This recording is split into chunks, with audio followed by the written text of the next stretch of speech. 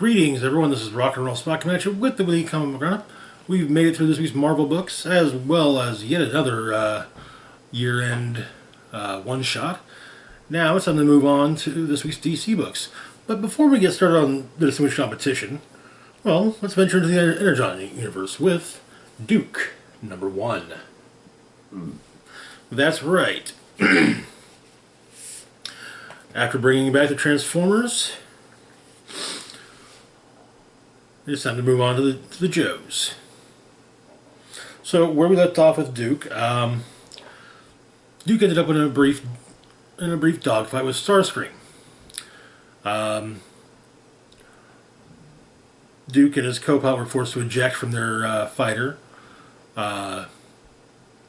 Co-pilot was snatched in midair by Starscream and crushed in front of Duke's eyes. So it opens with a explanation of basically who Duke is, explaining that even in boot camp it was clear he had the right stuff. Top of his class, exceeded all expectations. A leader on the battlefield and off. Countless successful extraction and rescue missions with zero collateral damage. From day one, it's been clear that Duke was a man of action. He's passed on various promotions, which makes some think he's nothing more than a career grunt. However, General Hawk knows better.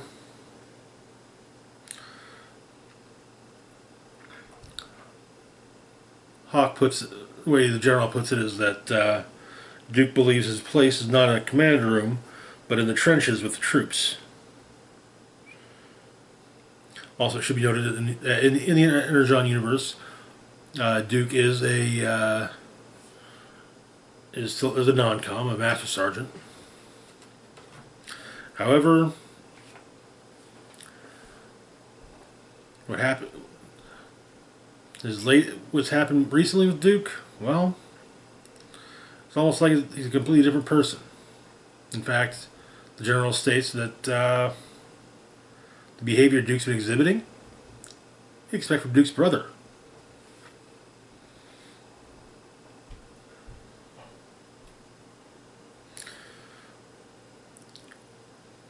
But Duke tries to tell the general what happened. But the general says that no, that's clearly, there's no evidence to support that, so that can't be what happened.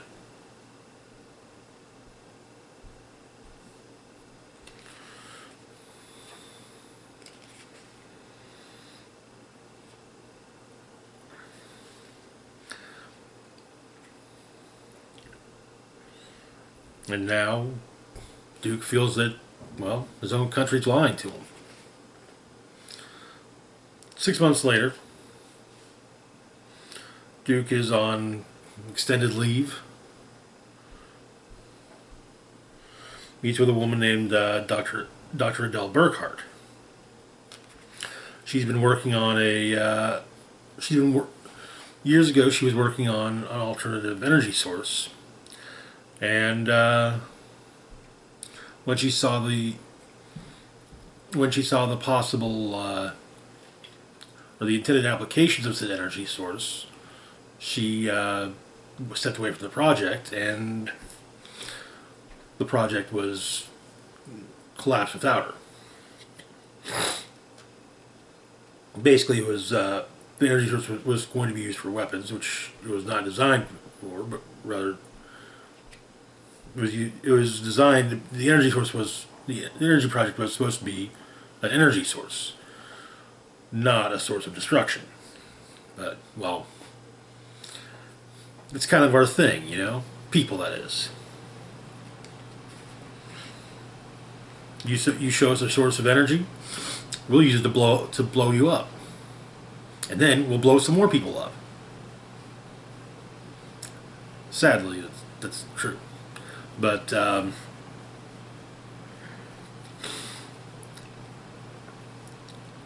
Duke breaks into Mars Mars Industries,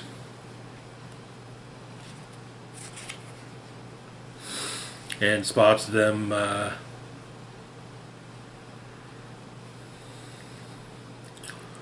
building some very mass-producing quite a bit of weaponry, including what seems to be a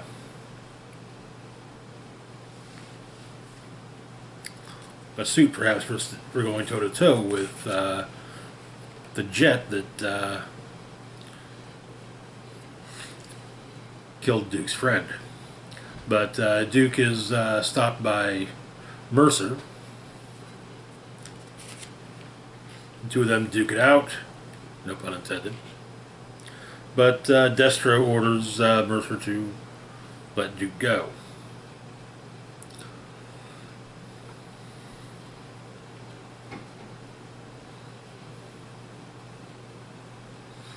But Duke escapes, heads back to Dr. Burkhart's place. Finds it's been ransacked. Dr. Burkhart has been shot. Apparently, all of Burkhart's research has been stolen, except for something on her phone, which she gives to Duke just before what seemed to be Mars shock troops burst in and shoot the place up. Elsewhere, the general gets a call about what's happened with Duke and informs liaison CoverGirl, a civilian liaison known as CoverGirl, that civilian lives have been lost, and it looks as though Duke's in the middle of it, which kind of makes this whole mess his fault. And so he's going to send Stalker and Rock and Roll after Duke, and that is where the issue ends. Interesting start to things. I like that we're bringing in more of the characters, much the same way that Transformers has been kind of slowly but surely trickling in additional Transformers. Good start. I'm looking forward to Cobra Commander #1 as well. It's kind of cool seeing Mercer as a villain. Mercer was introduced as one of, in G.I. Joe the movie, as one of Sergeant Slaughter's Joe.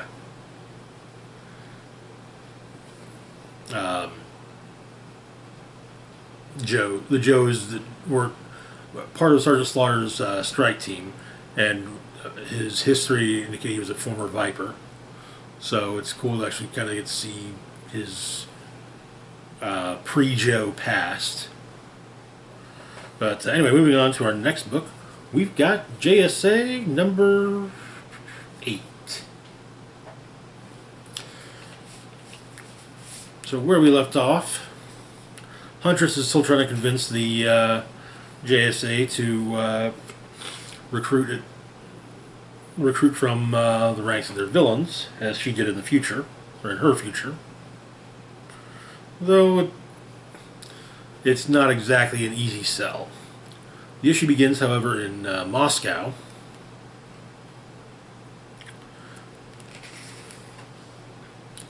A woman is on the run from a couple of Russian soldiers, but she stops, and it turns out that it was a ruse to get them alone so she could incinerate them. But she is apparently the daughter of the Red Lantern.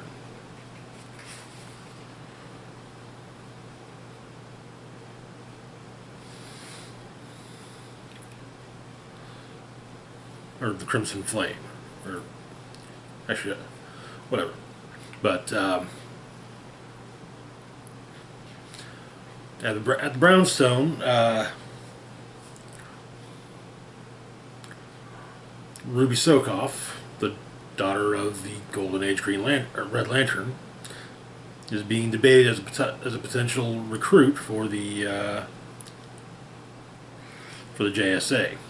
Alan Scott's against it because she's killed people.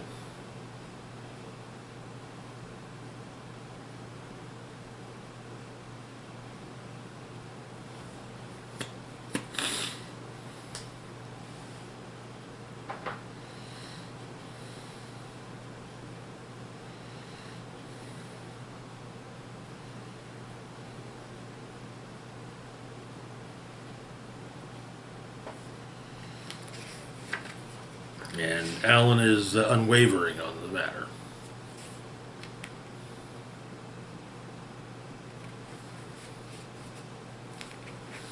But back in Moscow, Ruby breaks into the lab and finds Alan Scott waiting on her.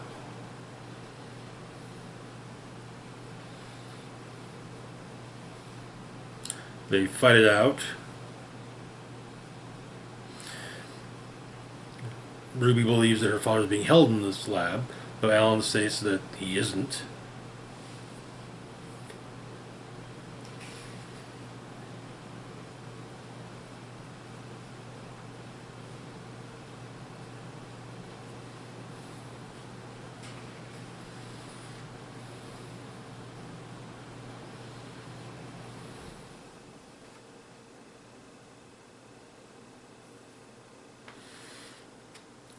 And Alan informs Ruby that her father is dead. Back at the brownstone, Salem, Thunderbolt, Stargirl, and Huntress are talking about other possibilities. Kyle Knight, though Stargirl points out that Kyle's only 5 years old.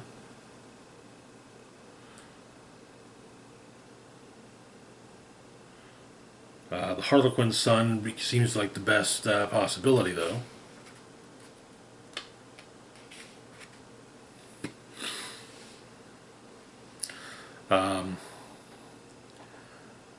Alan and Ruby have a drink, and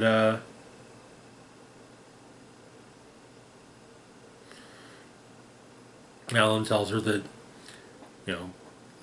he knows that her father's dead because, well, Alan saw him die.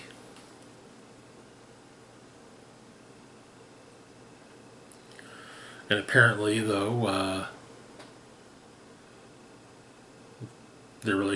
Alan and the Green Lantern and Golden Age Green and Red Lantern relationship was complicated. More on that in a little bit, actually.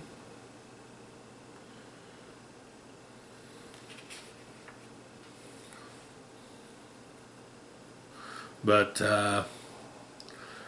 Alan tells Ruby about Huntress,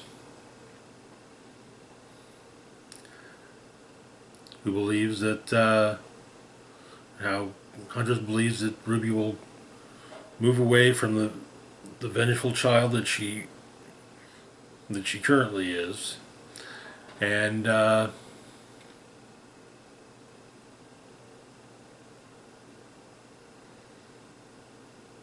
he wants Ruby to talk with her, and then convince him that Huntress is right.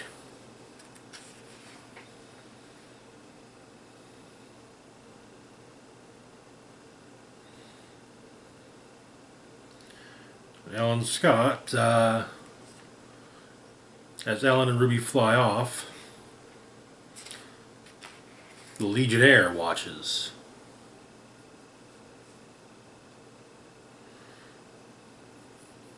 Having apparently hoped to have tracked down Ruby himself. And that is where the issue ends. Legionnaire was one of the forgotten Golden Age heroes that are forgotten.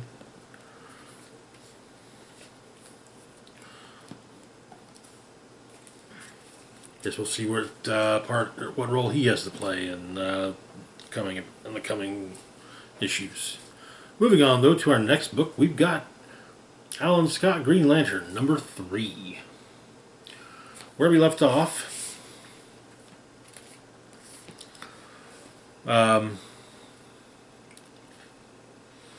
someone's been killing people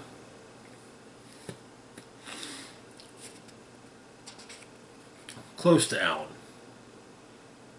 in the past, and they all seem to be dying in the same manner. The same manner as the first man Alan ever loved. So the issue begins with Joey driving them around in his cab.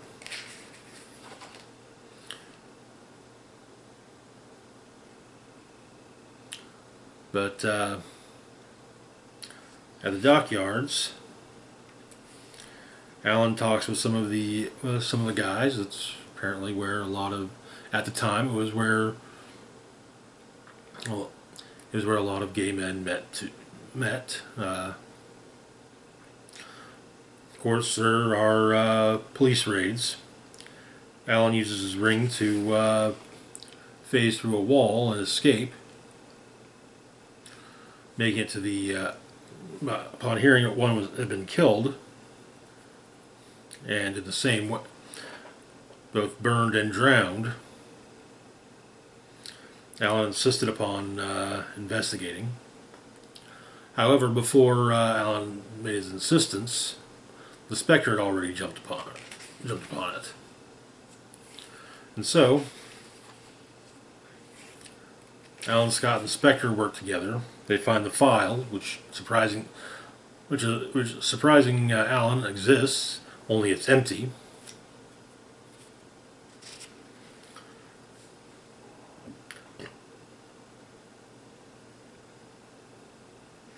But Alan points out that seemingly anyone he loves is dying because of that. Meanwhile, it seems that the Golden Age Red Lantern is Doiby's current fare. But Alan and the Spectre have a heart talk, with Spectre making it clear that he is, he is an agent of God with a capital G.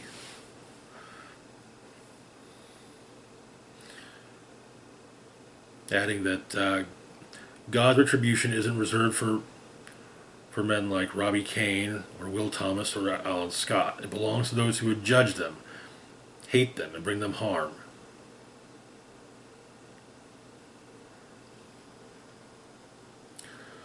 But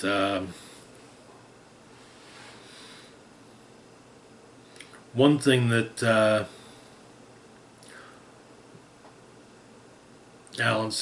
the Spectre says, basically saying that God is like an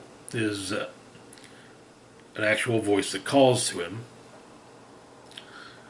jogs Alan's memory a little bit about discovering the Crimson Flame and the Green Flame.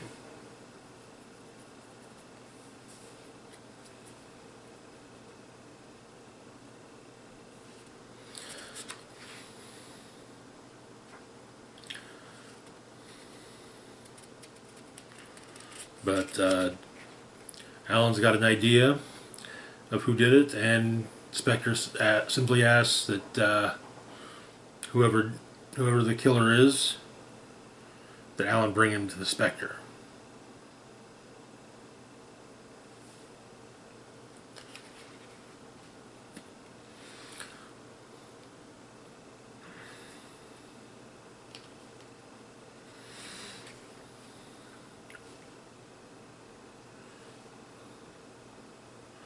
And it seems that the killer is none other than Johnny Ladd.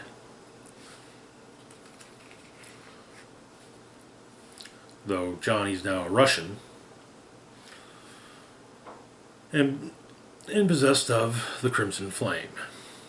And that is where the issue ends. So it would seem that the relationship between the Golden Age Red Lantern and Golden Age Green Lantern was definitely complicated. Moving on, though, to our next book, we've got Titans Beast World number 3. Where we left off, things were getting worse, and Batman had turned into a giant wolf. I may have said I thought he turned into a bat, but no, it's a wolf. In Kahndaq, Starfire and Donna Troy are dealing with Black Adam, but the Garo spores continue to fall. So, Starfire has an idea, knocking the spores out with an energy blast.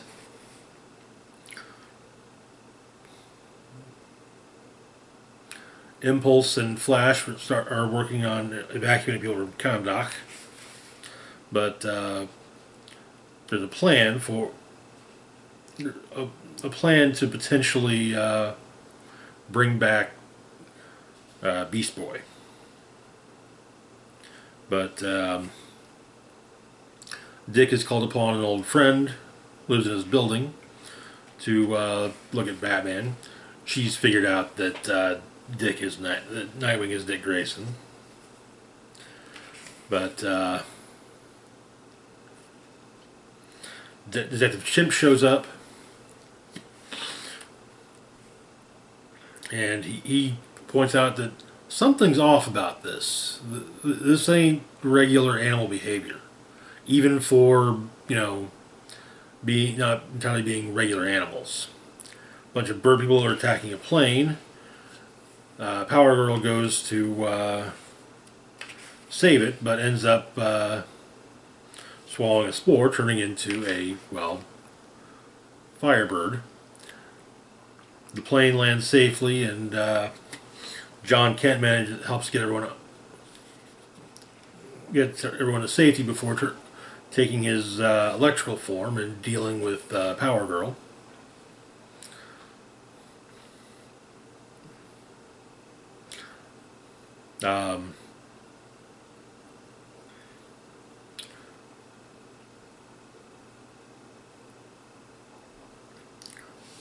Starfire manages to get Black Adam to run,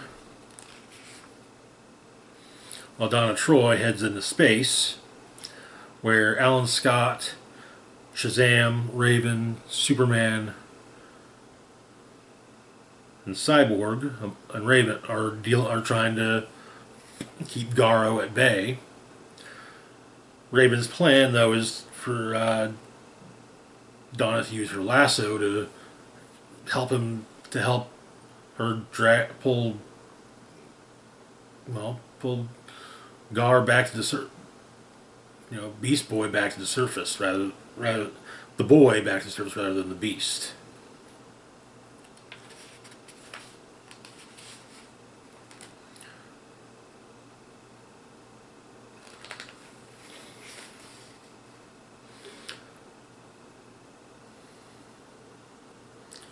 But a bunch of fishmen pop up as Waller and Peacemaker arrive at Stryker's Island to talk to Lex Luthor. What is it exactly that Waller wants from Lex? Something he stole from Batman.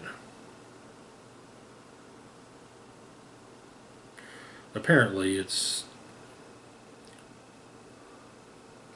time for, as far as Waller's concerned, it's time to kill Beast Boy. I'm guessing she's talking about Jarro. Well, I was unaware that Lex stole Jarro from Bats. Moving on, though, to our last book for the moment, we've got Titans number 6.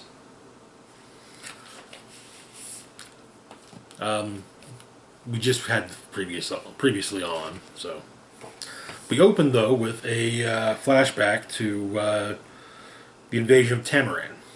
Actually, shortly before, uh, Coriander is admiring the world, but her mother is called away to counsel. But the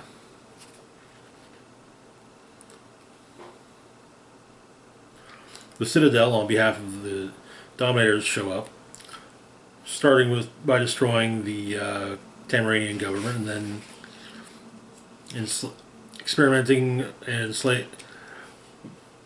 we get the retelling of Starfire's origin, experimented upon, enslaved, rose up, became a hero. But she continues her fight against as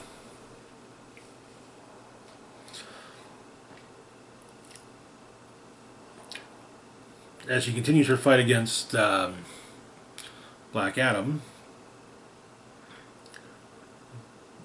Dick potentially has a plan, but it's kind of a Hail Mary, and it's probably not the best thing to consider as the plan. So much as the plan if shit really hits the fan that badly. But a chemical analysis of Wolf Batman says that states that Batman is completely altered, but there doesn't look to be anything unusual or transmissible in his blood. No sign of virus or cellular corruption. The infection must be entirely dependent upon the foreign organism.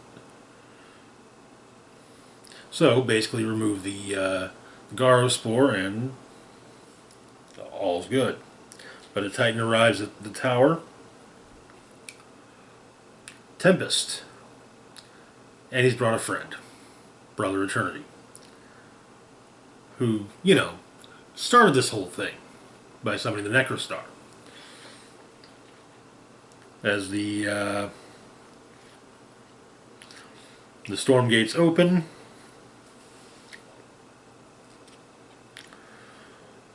the infected pour into the tower.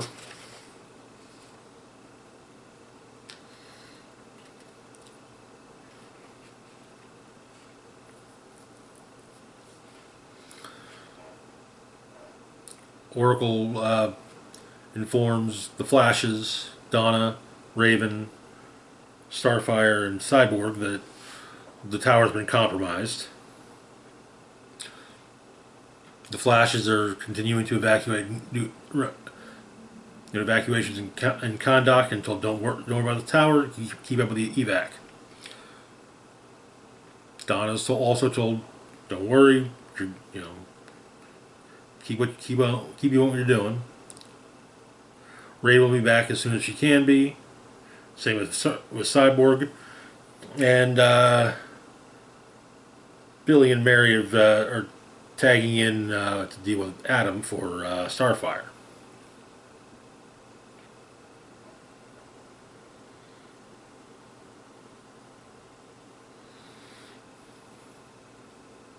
But Batgirl and Nightwing are inside the tower. Brother Eternity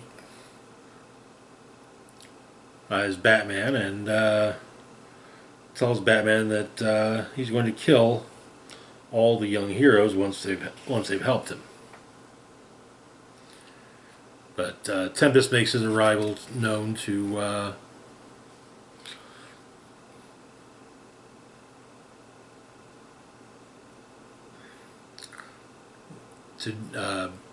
Nightwing and Batgirl, and one of the Garo spores gets to Nightwing. What does he turn into? We don't yet know. But Starfire arrives at the tower, finds Brother Eternity, and knowing that.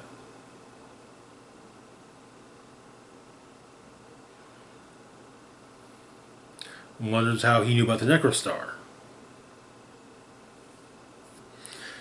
And so Brother Eternity reveals his true identity.